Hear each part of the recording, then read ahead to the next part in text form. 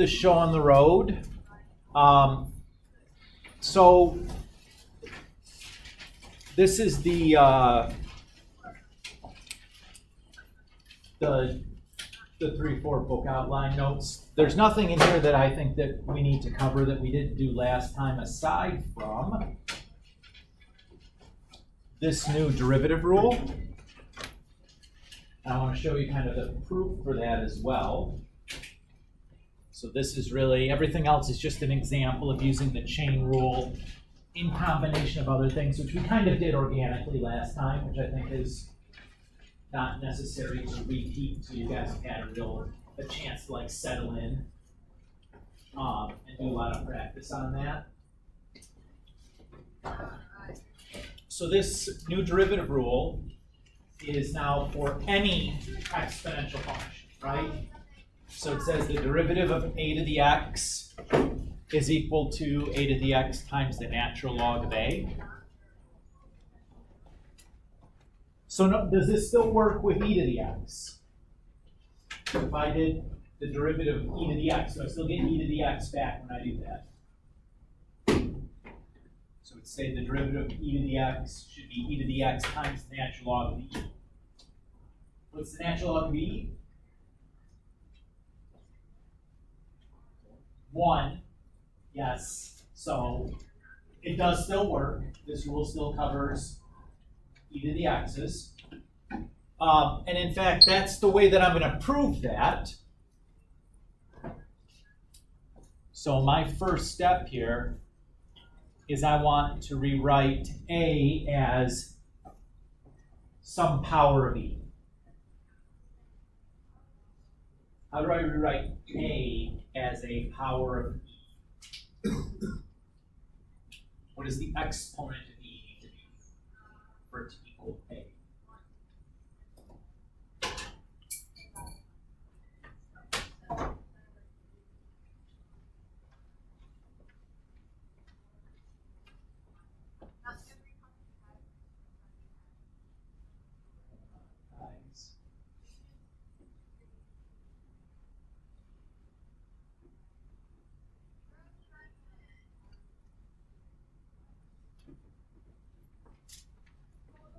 Natural log of a, right?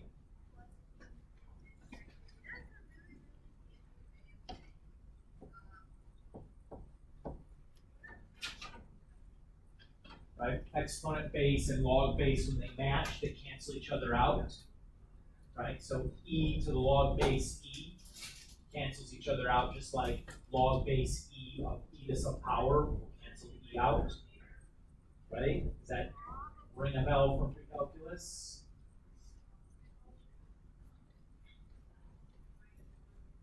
So if I have that,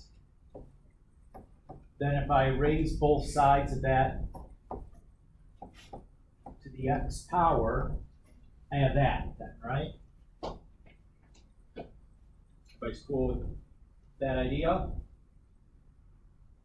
If a is equal to e to the log a, then a to the x should equal e to the log a to the x. And how do I simplify an exponent of an exponent? Oh, I forgot about this. We multiply the exponents.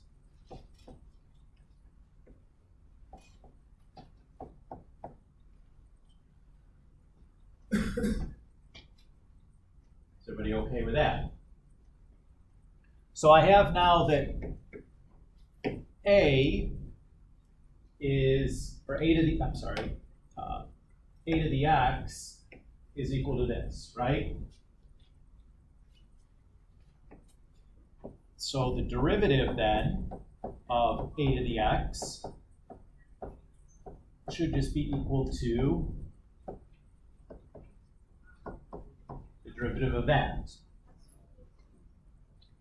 And that's a chain rule problem, right? You see the composition?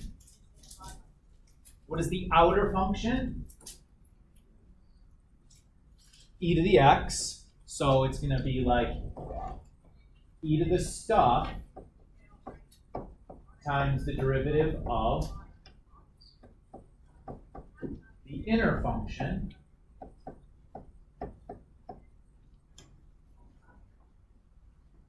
Everybody okay with that?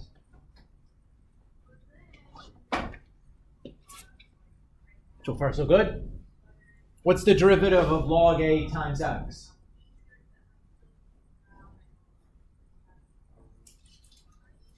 No product rule necessary. It's just log a, because log a is a constant, right? Not a variable. It's a nasty, it's a gross looking constant, but it's still just like a number, right? Was it car related? Yeah. I had a feeling. I think when I pulled up for the windows, I pressed the hazard button, and so it was like blinking. But my car was off, but the lights were on. Let's give us that. What? Is everybody okay there? And then, what is this guy still equal to? Still just a to the x. And that's the finish of our.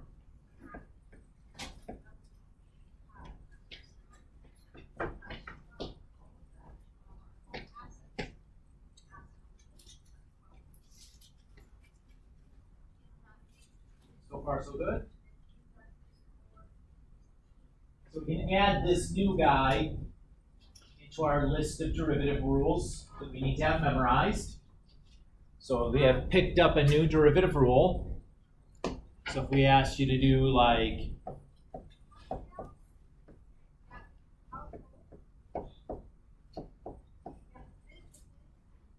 I want you to do like the derivative of x times 3 to the x, this is now something we can do, right?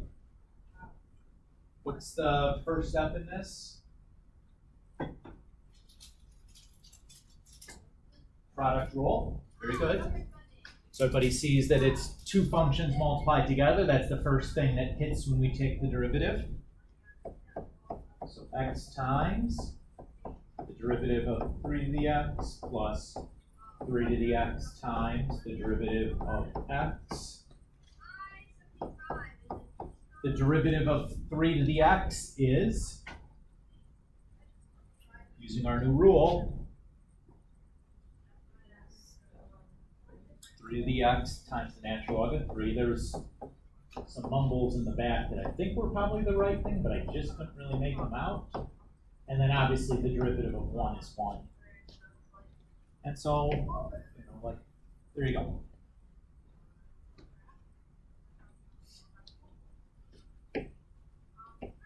So again, get used to that factor of the natural log stuck on those exponentials, right? Just the log of the base stuck on there. Everybody's okay? All right. I want to do a little bit of kind of bonus 3-4 related content. So this is a common AP style question. So if you remember from back into Algebra 2 and pre-calculus, when you guys talk about inverse functions, your one definition of an inverse is you have an f and a g, and you compose them together, it gives you x back, right? You guys remember that?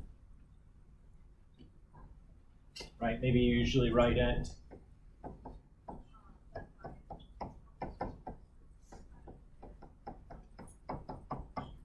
Maybe you write like that. Is that more familiar? Or do you write with function notation?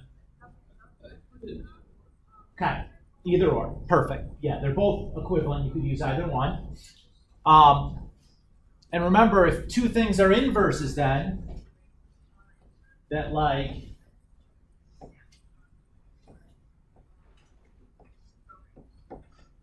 if f sends a to b, then its inverse will send b back to a, right? You guys okay with that? So those are kind of the two main facts that we're going to work on here. But before we do that, what I want to do is talk about how to find the derivative of an inverse function. So let's say f and g are inverses.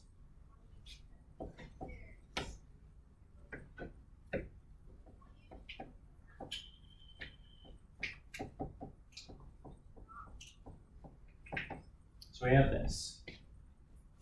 If I want to take the derivative of this,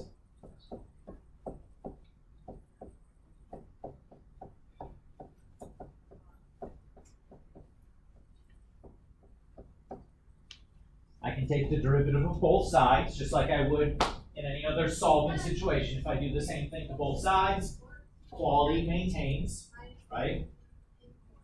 It's okay. How do I do the derivative of f of g of x? Chain rule. Good. So the derivative of the outside is f prime.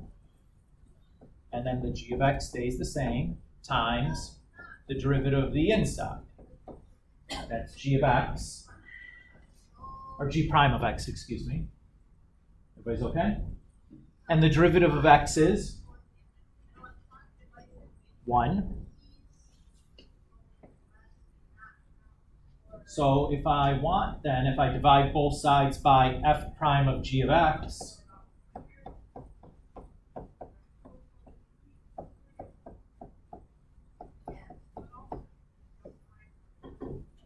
there's a formula for the derivative of g. Okay.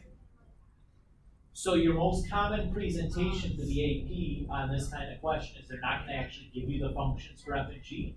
They're just going to give you values for the points and the derivatives and ask you to kind of work your way through this. So we'll do a couple of examples here to let you get a feel for that. Okay?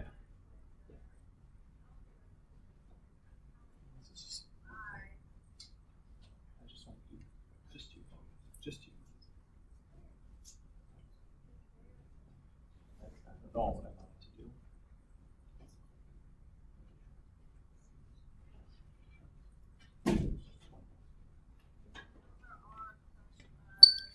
See if I can.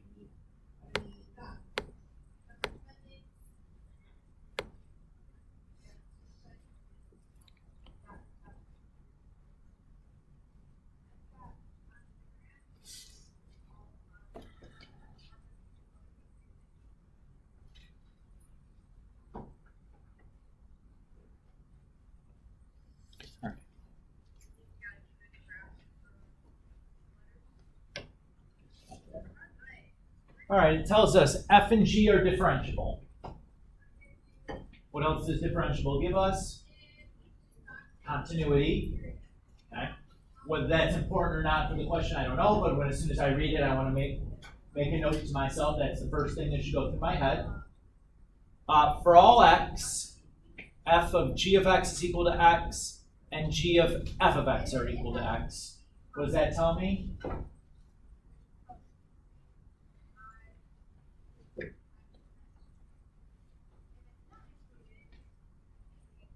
Tells me f and g are inverses, right? So equivalently then that would say that like if f of b is equal to a, then g of b is equal to a, right? So when you see that the two things are inverses or the equivalent statement, you got to think about that too. That'll probably be important that we'll need to use to complete this problem. It says then that if f of 3 is equal to 8, well, I know then g of 8 is equal to 3. It's okay there. So, look, I already took out one part of my question. And then it says, and f prime of 3 is equal to 9. What are the values of g of 8 and g prime of 8? Well, g of 8 we just covered, right? We got that basically for free just by observing that, hey, you told me those are inverses, and that's how inverses behave. So to get g prime of 8, I'm going to use this formula that we just kind of cooked up.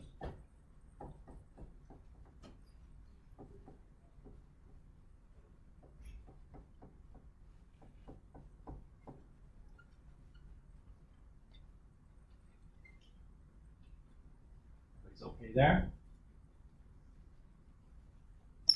So I'm just going to kind of note that in the back.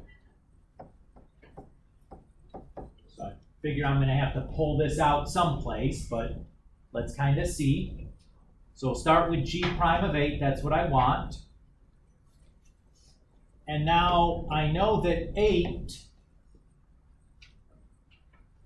is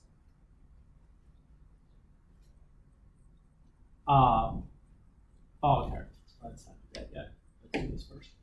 So this is equal to f prime of g of 8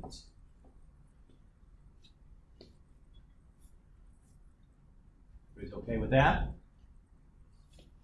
G of 8 we know, so I can replace that with a 3.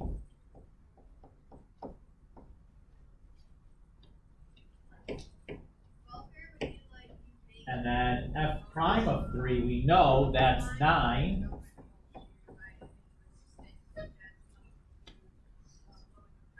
And we're done.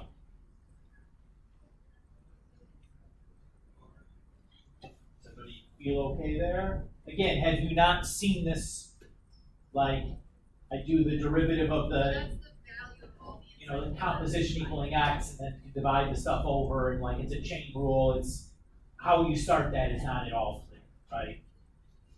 Necessary that we kind of see this beforehand. All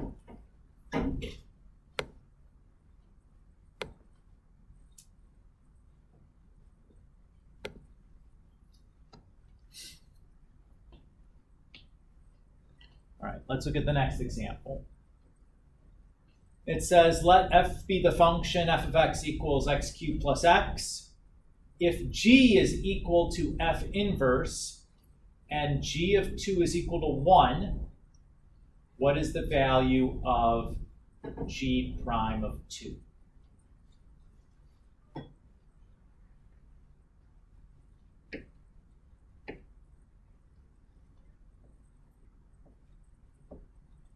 Since f and g are inverses,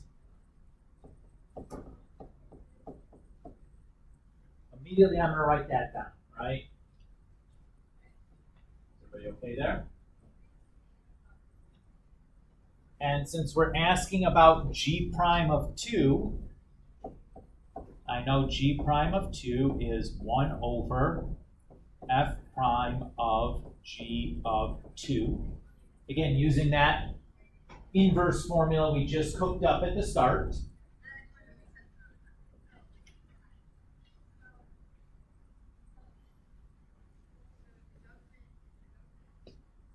And I know g prime of 2, or I'm sorry, g of 2 is 1.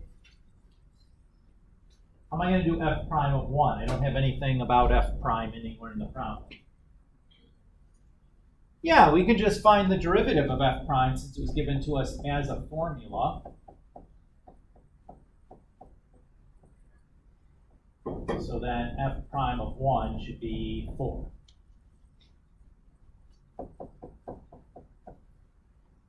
We're done.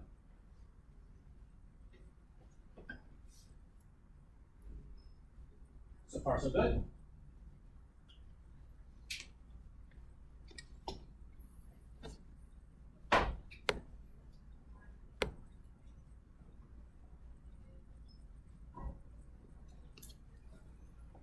Okay. Scroll up a little bit.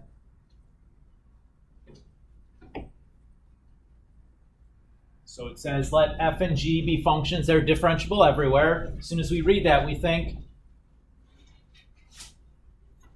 continuous also, right? Differentiability always gives me continuity. Whether I need to use it or not clear. I've only read one sentence, but as soon as I read that, that's what my brain says. Everybody's good? Okay. It says if g is the inverse function of f,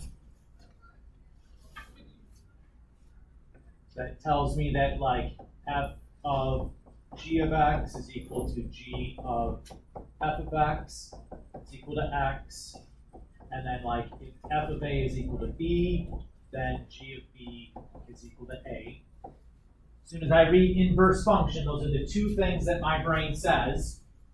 If I get those two facts, whether I need to use both of them or not, again, I'm not sure. I haven't really gotten to the problem yet, but it's just going to kind of like note things to myself as I'm reading through the problem.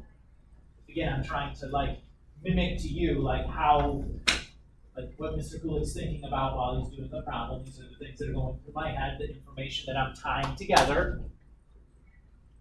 It says if g of negative 2 is equal to 5 and f prime of 5 is equal to negative 1/2, then g prime of negative 2 is equal to what? Okay. So we need g prime of negative 2. So again,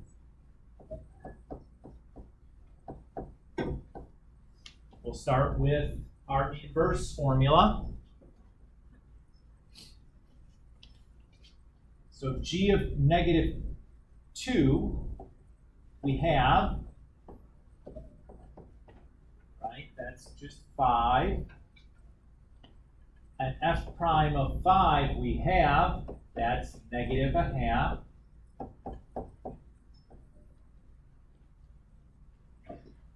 And we're done.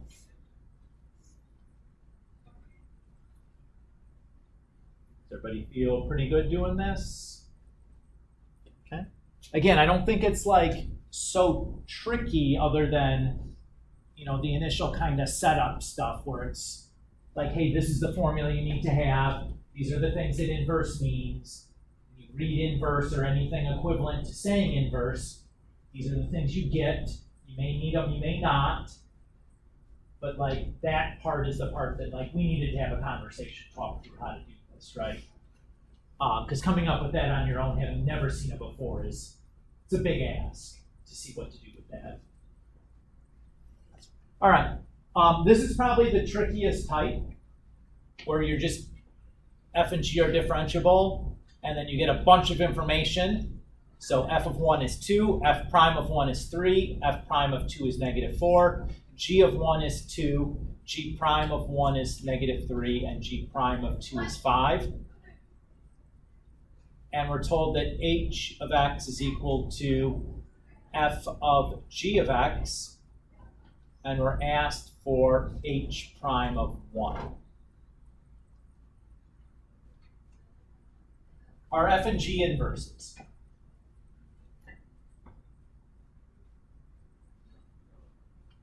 Not necessarily, right? We're not told they're inverses. We're not told that f of g is equal to x or g of f of x is equal to x. And we don't have like f of 1 is equal to 2 and g of 2 is equal to 1. So should we be using any of this inverse stuff? Probably not, right? Instead,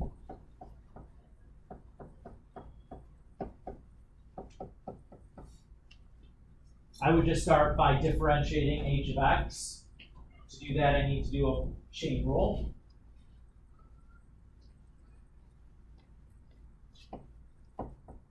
So h prime of 1 then should be f of g of 1 times g prime of 1.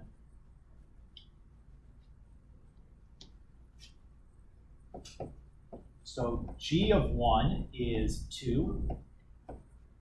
G prime of 1 is negative 3. And then f prime of 2 is negative 4.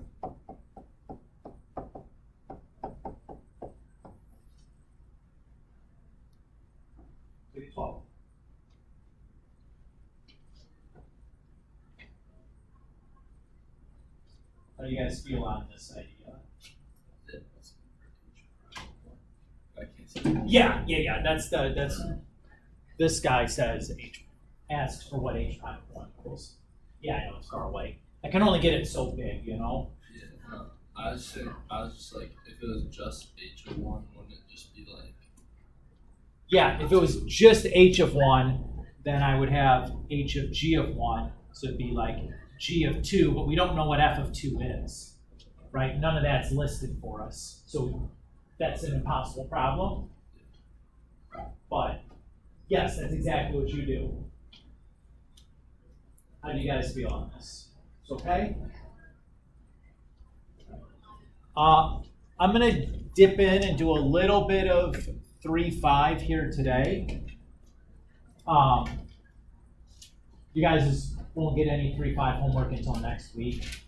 So today we'll do a little bit of 3-5. I'm going to assign the 3-4 bookwork as tonight's homework. Next time in class, I'm just going to give you some derivative practice sheet to work on. So you're just going to be doing, like product, quotient, chain rules using the derivative rule, other derivative shortcuts that we know so far. You just work on that in class. There's some doozies in there, but I think taking a day and just kind of grinding on that is that's time well spent. These are things that we want to get good at and get quick at. So having some time in class to really practice that, I think is going to be really valuable. And we'll finish up with 3-5 the next week. Okay? Or homework for this next class, or just I wouldn't worry about it. We're just going to work on the worksheet, to be honest with you. I'm going to start stretching these maybe a little bit since I am going to guarantee that you do 3-5 or 3-4 practice stuff in class. I'm not so worried about making sure you've done the 3-5 or the 3-4 homework before. You know what I mean?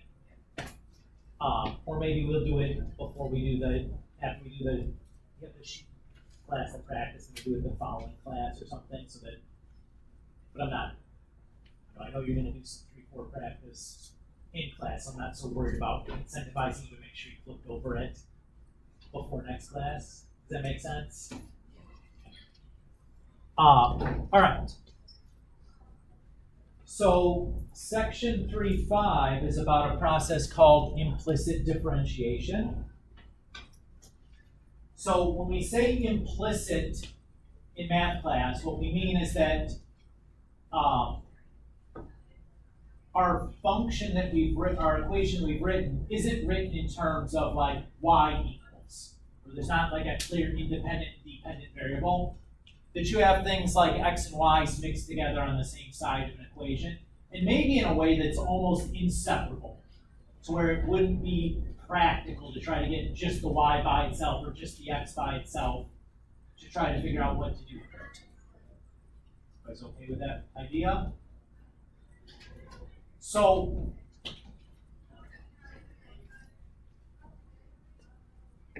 before we jump into this, if we have like y equals 3x, and we do the derivative of both sides, right? We do like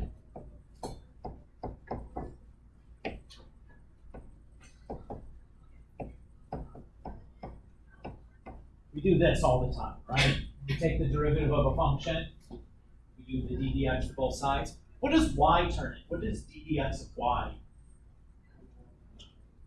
Well, what do we always write over here? We don't write 1 is equal to y prime, or we write it as like dy dx, right? Either of those is fine.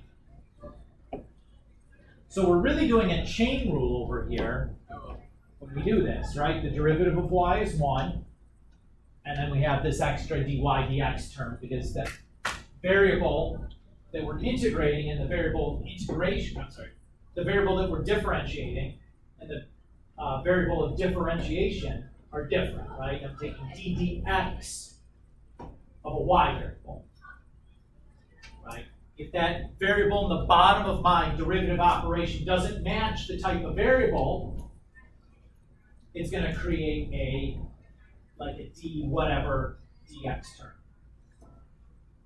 And we've been doing that this whole time. We just haven't made I haven't made a big deal about it, but it's been happening in the background the whole time, right? All right, so let's look at this first one. So it says if x squared plus y squared is equal to 25, find dy dx.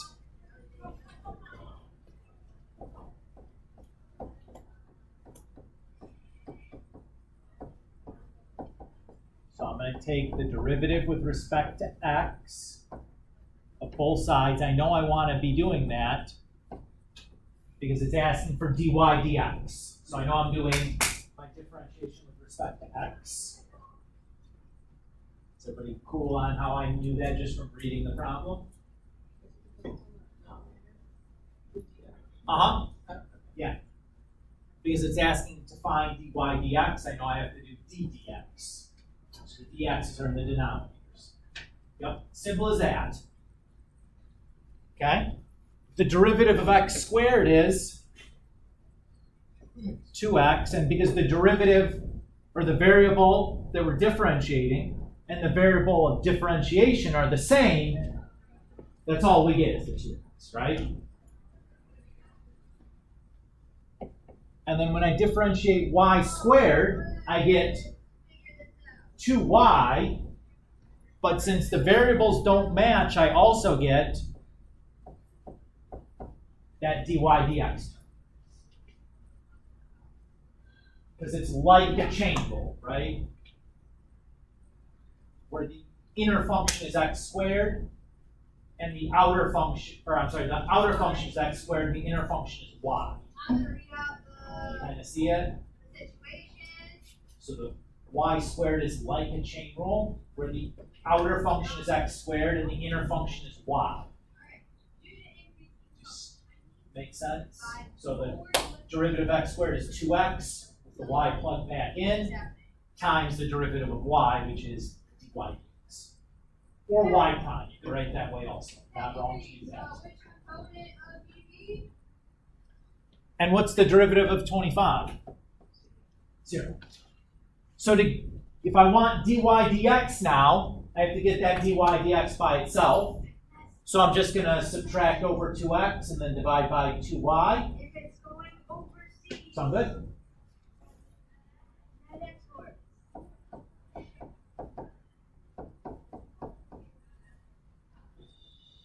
Can I skip the basic algebra steps, writing those out? You guys will remember what we did there? I hope so, right? That seems okay. It then says to find the equation of the tangent to the circle at the point 3, 4. Okay, remember, did you guys talk about conics still in pre-calculus? Conic sections? Is that a thing you do? Does it sound familiar?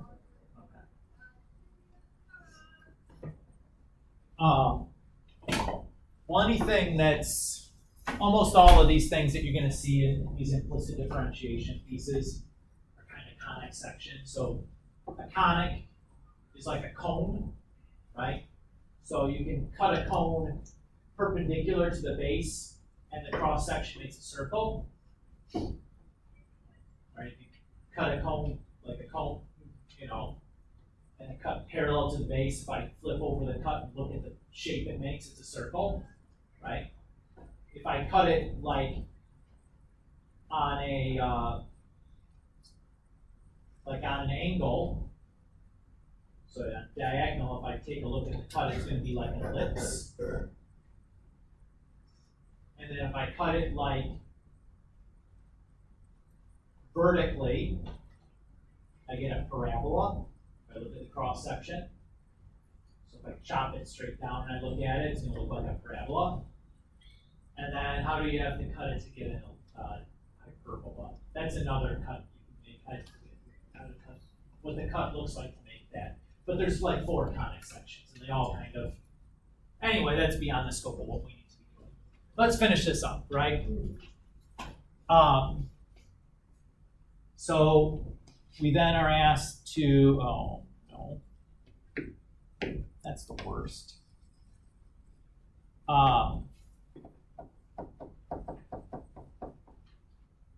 We want the equation for the tangent line.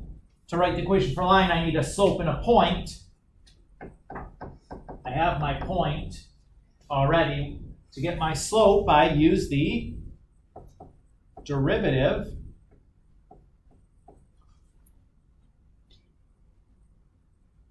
so I plugged in the x and y into my derivative. So my equation for my line is y minus y1 equals m times x minus x1.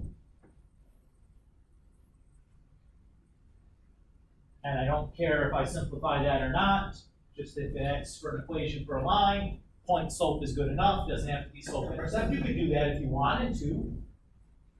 I don't think it's necessary.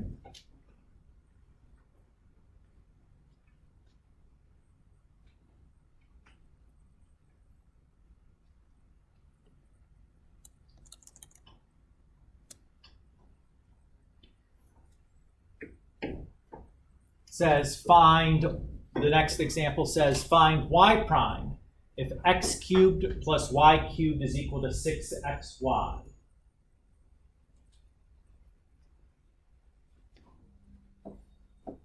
So we'll do the same thing. Y prime is the same as dy dx, right? So I know I'm going to be doing derivative with respect to x.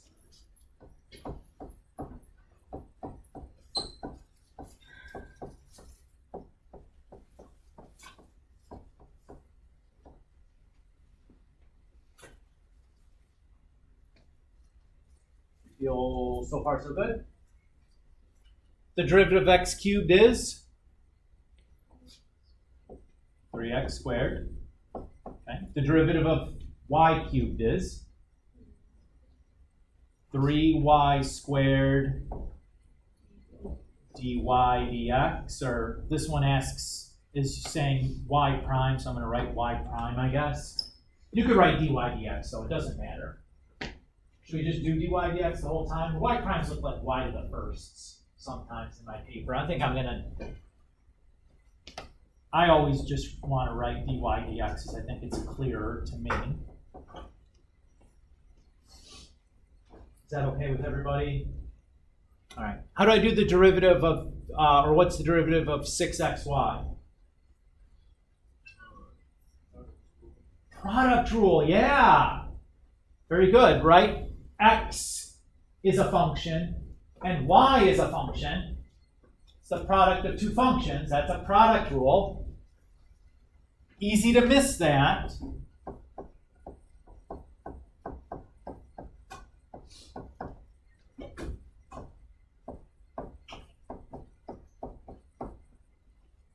So I'll write a second step there for it. Everybody feel good about how I applied the product rule there? So far so good? Okay.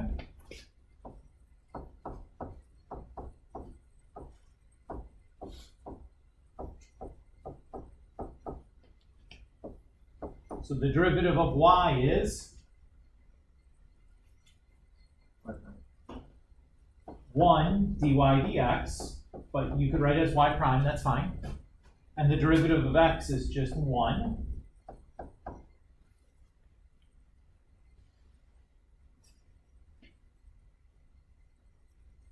Now I have dy dx in two separate places, right? How am I going to get the, what do I have to do to solve for that? Right, it wants y prime, so it wants an equation with dy dx alone by itself. I have two of them. David? Correct by 6x dy dx and squared. Great. Yeah, so let's get the dy dx's onto the same side. It doesn't really matter which side you do that to, but convention probably makes it feel most naturally to put them on the left side.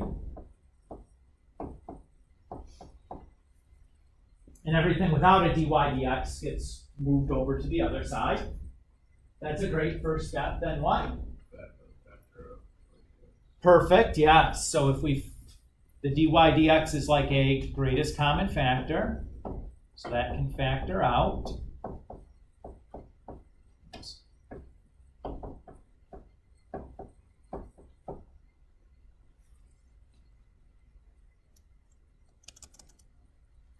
And then we can just divide by 3y squared minus 6x.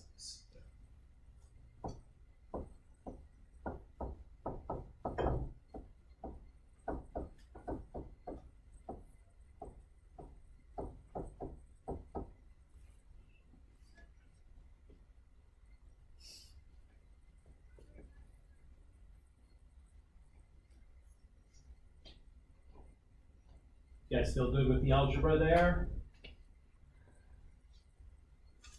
Unavoidable that some of these are going to get yucky algebraically. It's okay. Now we had some other parts to this after this, right? Find the tangent line at the point 3, 3.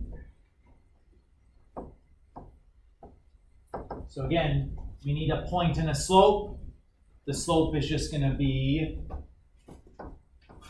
the derivative with the x's and y's filled in. And thankfully, because x and y are the same thing, I don't have to think too hard about it because, you know, they're both 3, so I don't have to keep track of which one's going where too bad. So in the top I have 18 minus 27, in the bottom I have 27 minus 18. So I get negative 9 over 9, or just negative 1. That's good. So I have y minus y1 equals m times x minus x1.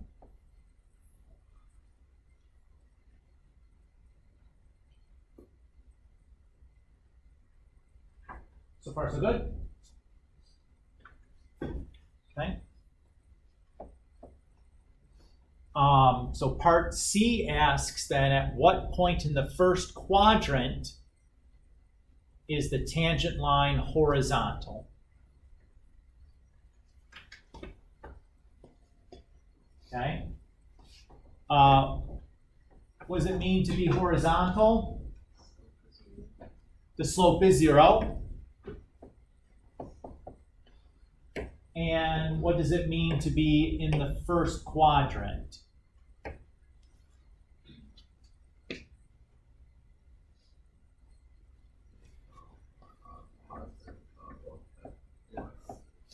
Yeah, x and y are both greater than 0, right? Everybody's cool with what I pulled out of the question and interpreted that? Okay. So my derivative is this fraction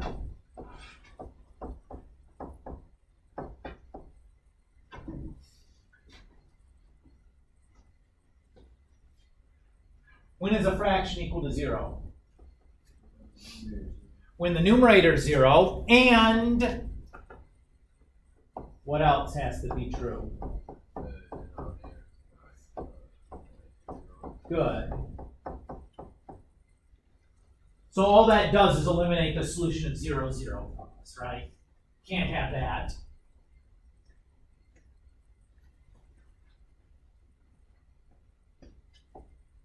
So we'll just use this guy. What I'm going to do is I'm going to get the y by itself. Feels the easiest of the two to separate. Everybody agree?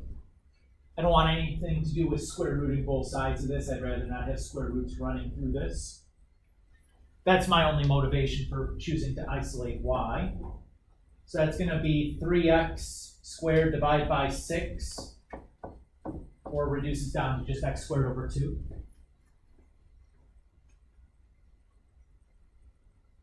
Everybody's okay there? I'm then going to go back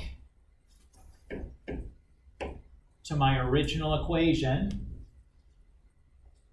and plug that value in for the y's.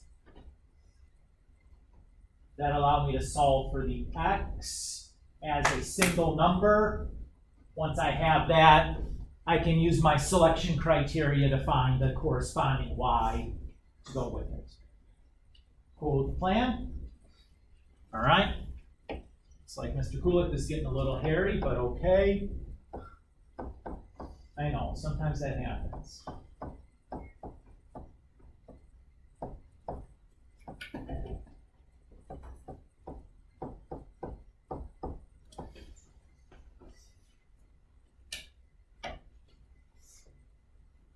Everybody good with how I plug things in?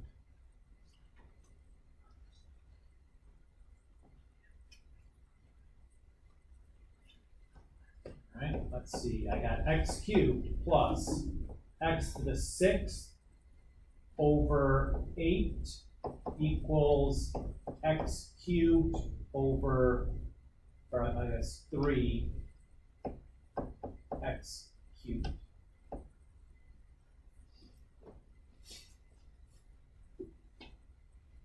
That look good to everybody? What type of function is this? Polynomial, right? To solve a polynomial, what do I do first? It's got to equal to 0, right? So let's subtract the 3x cubed from both sides.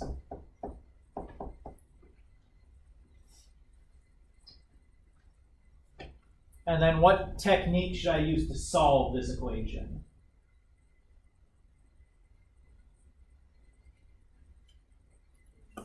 Yeah, let's factor. How do I want to factor this? Take out an x cubed. Good.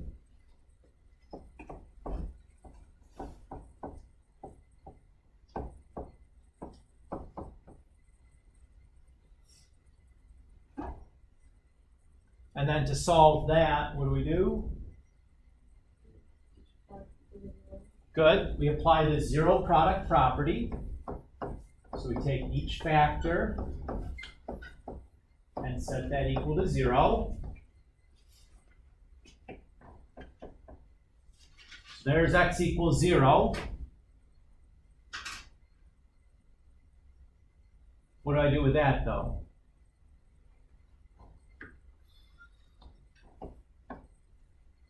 I discard it because x and y have to both be greater than 0, right? If I'm going to land in the first quadrant. So I can discard that solution. Ooh, nice, thanks. This guy, how do you want to solve for the next one? Okay, so multiply both sides by 8 and then add over. It will be 16 now, right? If I multiply both sides by 8 first.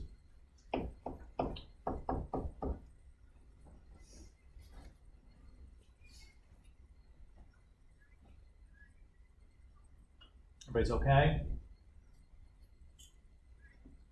What next?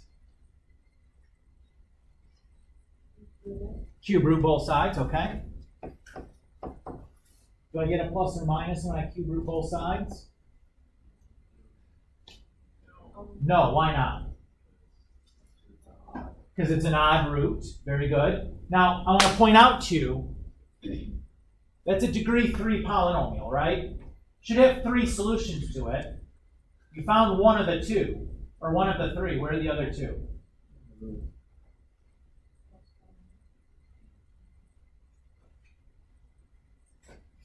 That's a good question, isn't it, Mr. Goulet? Where are the other 2 solutions? Do we need to worry about them?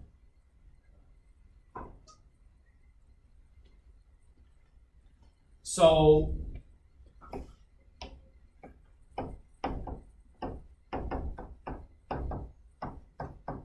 you remember this guy? The difference of 2 cubes factoring pattern? What kind of solutions does that piece give us every time? No, I mean, sure, you can't factor that piece, but what type of solutions? What? They're imaginary. Their imaginary solutions always come from that other piece of a sum or difference of 2 cubes. Do I have to worry about imaginary solutions? No, right? Those don't contribute to points. So we are okay not worrying about those other two. But I want to have a discussion about why it was okay and why we just bulldozed right past it, right? So it's worth saying what happened to those other two solutions. So that's my x. So now I can go back and I know that y is equal to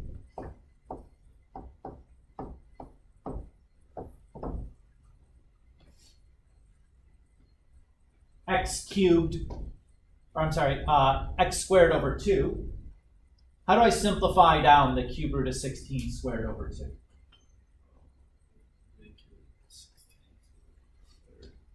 Well, let's think even better than that. 16 is also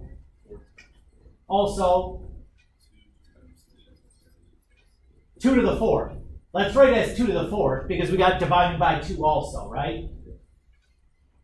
So I have 2 to the 4th, or to the 4/3, really. So far so good. And then if I square 2 to the 4/3, that's 2 to the 8/3. And then that's going to be 2 to the 8/3 minus 1. So that's 2 to the 5/3. So there's my xy